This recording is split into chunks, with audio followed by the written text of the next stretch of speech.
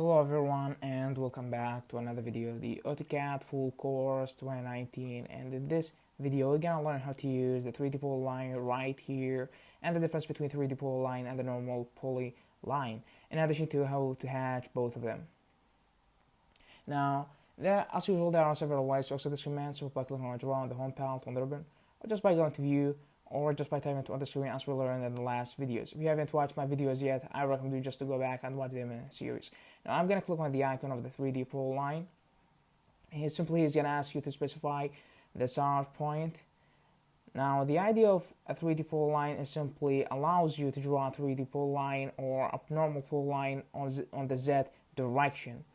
Now I'm gonna click on the Z direction, then I'm going to choose a point on the X direction, then going down all the way down on the Z direction to specify the third point, then the next point, and there it is, a 3D polyline.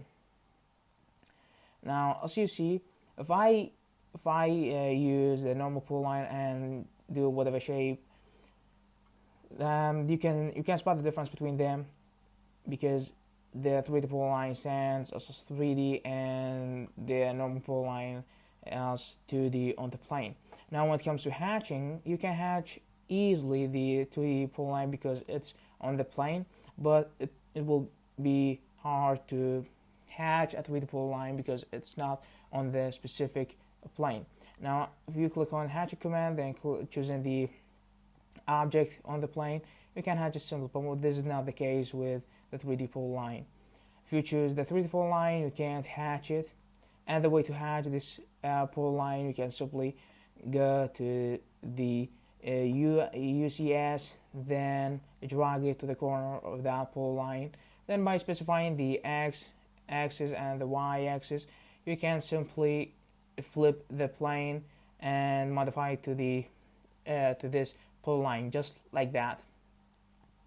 Now if you go back and click on the hatch command, then choose the polyline, and then simple as that. Now that was pretty much what we have for today. Thank you very much for watching, and I hope you will subscribe to the channel. Thank you again, and stay tuned for another video.